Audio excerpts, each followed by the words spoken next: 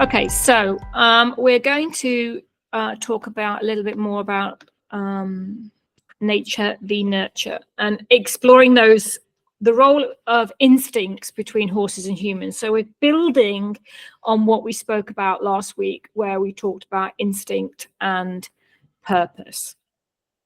Understanding the balance to build a more trusting relationship. Here you go. There you go.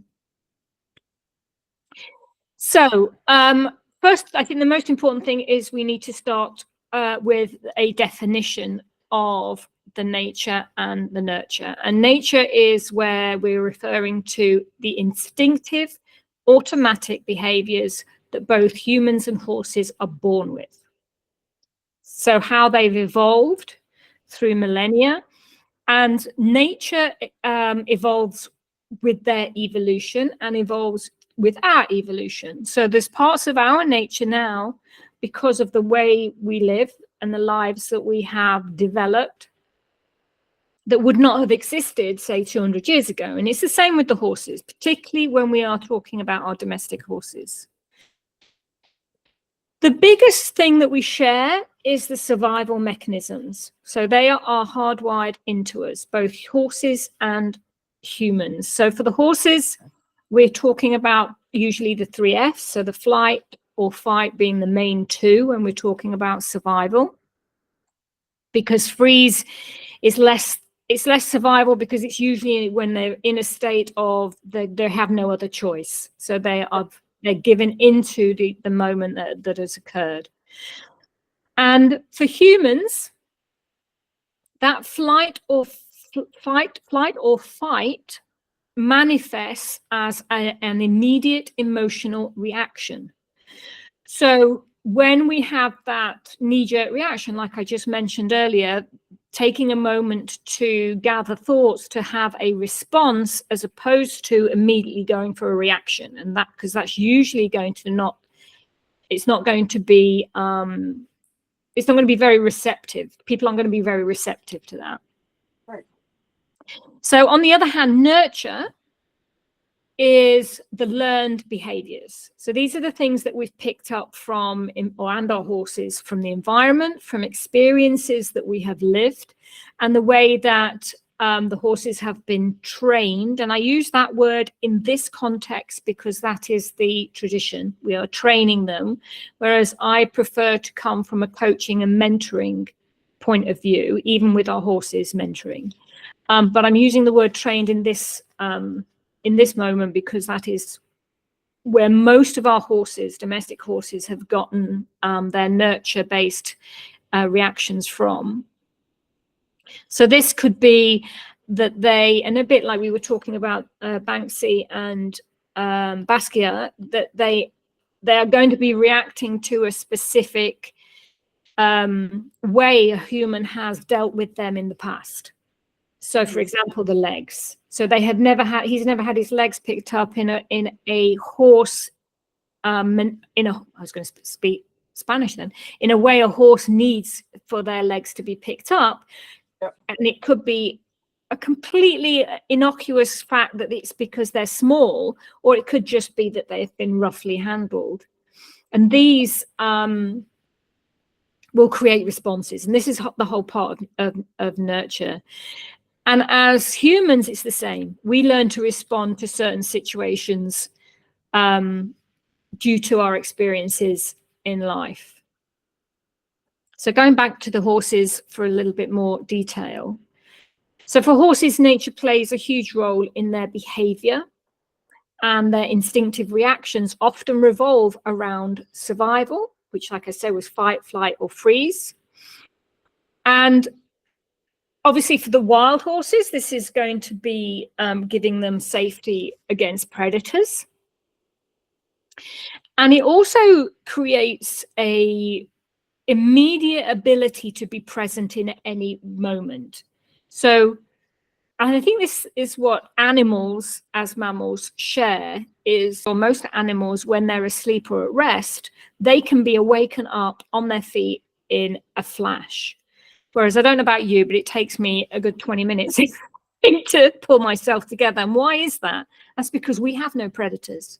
We've no need to be that alert that quickly in our lives, but the animals still do. That's their nature. They won't ever not have that, and that's why we get this we get all wound up about spooky horses or horses that shy. And if we could just take a moment in that instance to say, well, that's nature, take a breath and it will pass. There's no fight there between horse and human. Yeah. His ability to remain present, I think, is a big lesson that we can learn from them. Not necessarily to jump out of bed in 20 seconds. That's never going to happen in this house with me. But we tend to mask our emotions because we have that fear of being judged. And I think it goes back to that. But if we are aware and are allowed to express our emotions, I think as a society, we would be more emotionally intelligent because we could handle it. We can handle it from others and we could handle it from ourselves. And I think, again, this is a huge lesson that domestic horses can teach us, is that they have, yes, they're diluted, and yes, some of their nature has been stripped away because of breeding and where they are today as evolved animals. But fundamentally, their ability to be present, their ability to switch emotions up and down, as in being hyper aware 1 minute and completely in standing sleep in the next, is something that we should, I think, admire and try to understand within ourselves a little bit more. Absolutely. I think that's a really important point. And with that is the social element. So we all know that horses are incredibly social. It's a need. It's actually like again hardwired that they are within a herd. And I think, again, as a human being, as our human society, we have ended up isolating ourselves from our need for social structures and social interactions. We spend a lot of time with people, but not with them. Could get a little bit more rooted in that nature and understand our social conversations within our own society. We would also understand just why horses need to be in their herd environment. So as human beings driven by instinct, going forward about having our own emotional reactions to fear, anger, joy, love, the first response when something happens, just like horses, is our instinct. And it can startle us. It can, and so this is from what you were saying earlier about if we could just allow that emotional spike every now and again. I mean, ideally, you want to be in an emotional wave, because anybody flatlining, I think, is struggling in life. And I think everybody goes up and down. But it's being able to understand those peaks and troughs when they're huge, exactly. But when they go peak and trough, that's also normal. You know, that's also normal. There is going to be storms.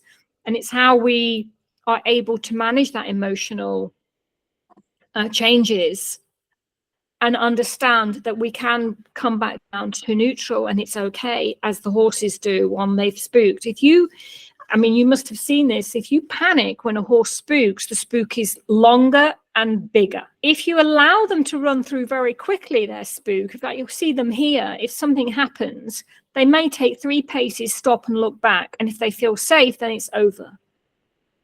But if you're running with them, or if you're holding them tight, they're going to think, oh my God, whatever it was is still coming, even though it now no longer exists. And they're just going to keep going.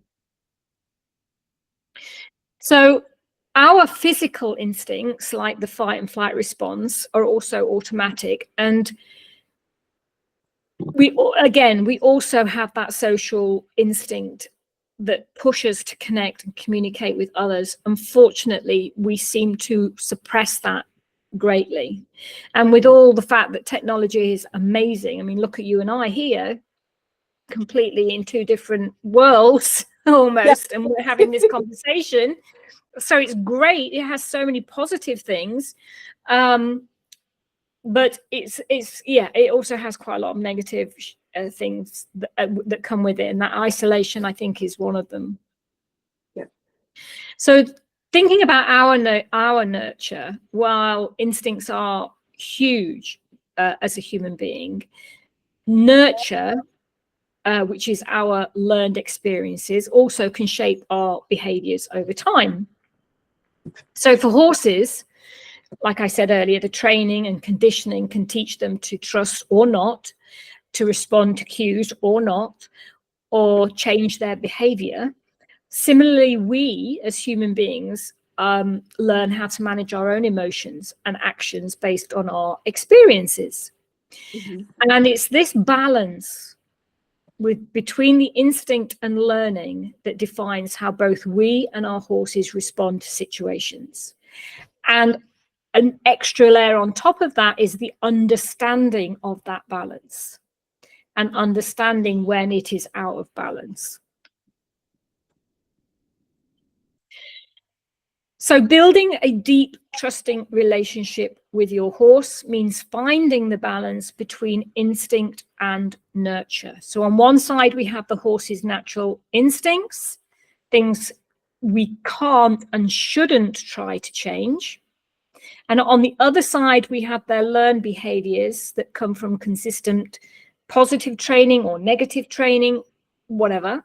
And that is something we can change and should change if it is a negative experience. But where these two come together is where the trust is formed. It is when you understand their nature and allow them to be horses as horses, and understand the nurture and help them through any negative experience or reinforce any positive experience, then that's where the trust is built in the middle.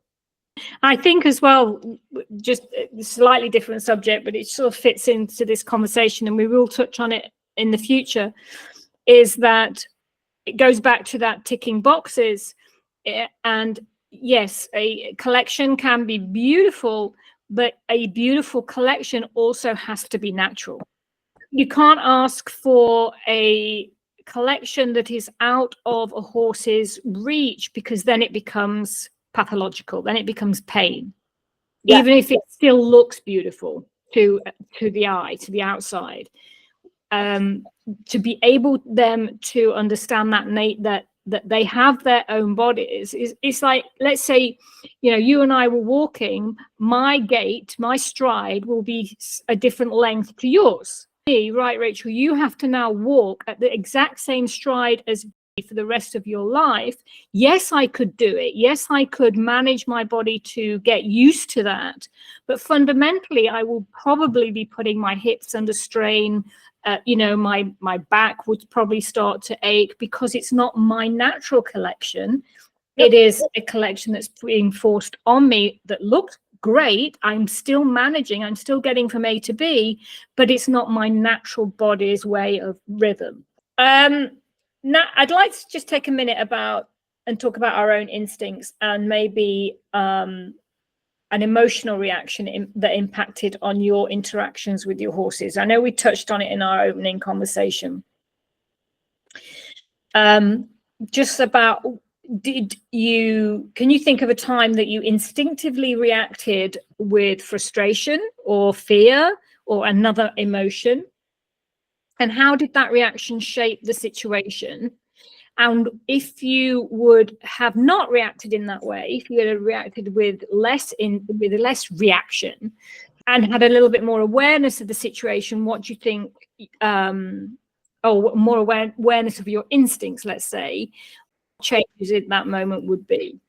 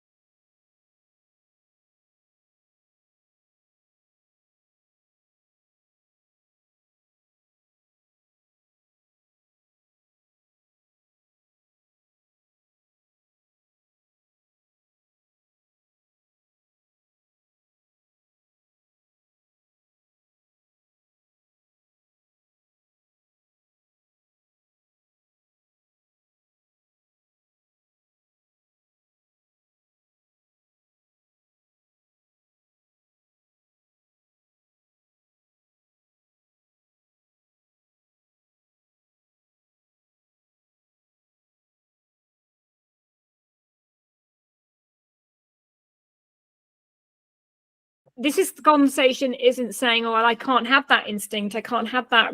I can't have that reaction. Well, no, it's saying don't have a reaction, have a response, first of all. But it's a bit like the conversation we had earlier. My initial reaction is to be very, very angry. Fine, that will keep in the moment whatever safe, let's, but I need to understand that and then come back with a response. Above all, everything, safety trumps any conversation that you have with any coach, with any horse, over any situation. Safety trumps it all, right? But the more you learn, the more that you understand instincts, the more that you understand nature and nurture, the safer you will be anyway in a dialogue that is not out of reaction and more out of response. They communicate in by degree. Even when you think they are launching at each other, and particularly with the boys, before the final action, there is multiple pieces of communication. And if that other on the other end is choosing to ignore it, then it escalates. The only time I've seen the rise in that sort of anxiety and anger not be natural and more nurture is very diluted, very domesticated, isolated horses that live in stables 23/7. They don't know how to communicate, they don't know how to socialize, they haven't had their needs met as a horse. But horses that have their needs met as a horse will communicate like a horse, and that is by degree. And that goes back to one of our conversations I'm sure we've had many times, in talking about the dial switch on a light. You can dial it up and you dial it down, and even if you spin it quickly, it still goes through all the notches to get from blackout to bright light. No matter how fast you turn it, it's still going through degrees, right? But the ideal obviously is not to spin it and go little by little until you get to the light that is enough, just enough for the response that you're looking for. When we're talking about our horses, can you think of a time when you have recognized your horse's instincts at play, and how, if it's been a reaction to the environment? Again,